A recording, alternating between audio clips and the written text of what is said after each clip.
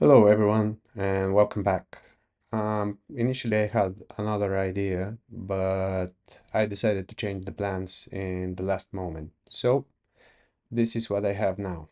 So, I bought those four iPods, and they were sold as non-working. And I was about to do repair videos on each one of them, but I don't think that's needed as YouTube is full with repair videos. I bought them because they were unique looking, especially this one because it's so tiny. But this one was complete bust as the board was completely burnt and there was no way I can fix that. So this will be just maybe a decorative piece on my wall, but I wasn't able to fix it. Some of you may ask, why do I need an iPod in 2025? Well, I like to listen to my music without commercials and I like to be offline. When I'm going for a jog, I don't carry my phone. I just put one of these in my pockets and it feels great. Now, the Nano 6 is a cool one and I really like it. It's really tiny, about the size of a normal Apple Watch. But the cool part is that it has touchscreen and it has headphone jack, so you can connect standard headphones, but you can also use it as a watch. I think there are accessories that make it look like a watch.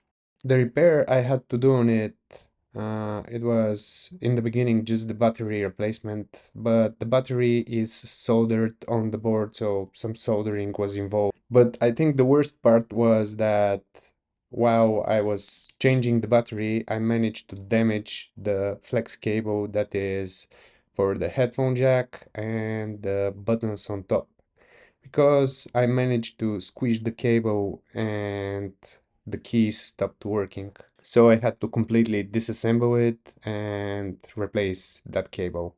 However, I was quite unlucky and I dropped the iPod, so I broke the screen and I had to do also a screen replacement. So for the Nano 6, I managed to spend a lot of money, even though it was simple in the beginning, but quite unlucky.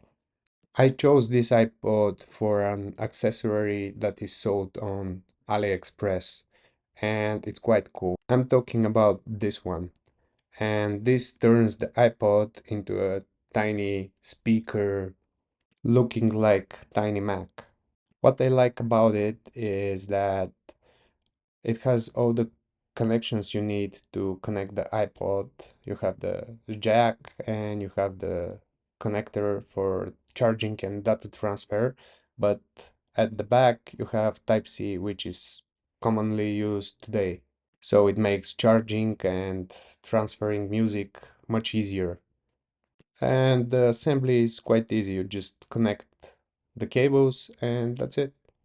You can check out my short with it so you will see how it actually works. Now, the iPod Nano 7, I think it's the best one of all I have on my desk. It looks just like a tiny iPhone and it works the same way. And it's also quite easy to be repaired because it opens through the screen. You just remove two screws and you lift the screen, then disconnect two cables, and there it is. You can swap out the battery quite easy. Well, little soldering is involved, but it's much easier than the other iPods. What I like mostly about it is that it doesn't feel outdated because it has Bluetooth. You can connect your AirPods or maybe your Bluetooth headset. And also it has Lightning connector and audio jack. So charging or data transfer is much easier because everyone has Lightning cable. I only had to do a battery replacement and the iPod was working perfectly. Again, the battery was soldered on, so some soldering was needed. So what do you think? Does it remind you of an tiny iPhone? Anyway, about this, I can't express how much I hate this iPod. This iPod Nano 5 is made to be used and just thrown in the garbage. You have screws on top, screws on bottom, and then Once you remove everything, you have to take the lock switch and push it down through the entire housing and take it out from the bottom. I had to be really careful so I'm not damaging something, especially the cable that connects the lock switch. Also, keep in mind that I had to do that with battery that was expanding. Desoldering it and then solder the new battery, and the entire process had to be repeated again. I'm also sure that I'm never going to do that again because spare parts were hard to find. I had to replace the metal housing and I found only a used one. Then I also had to find new glass that was also used, and the only part that I found brand new was the battery. And like I said, I had to swipe the expanding battery through the entire thing without damaging anything. So this is really a nightmare. The cool part about it is that it's the only iPod Nano with camera, and you can make videos with bad quality, I guess. Also, strangely enough, it has games. If you're into this, it's kind of fun. So you can play those three games that are already installed, and this is one of them.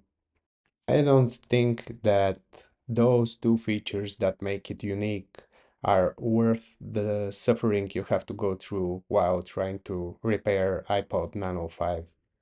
And I'm also sure I'll never fix that exact type of iPod, even for all the money in the world.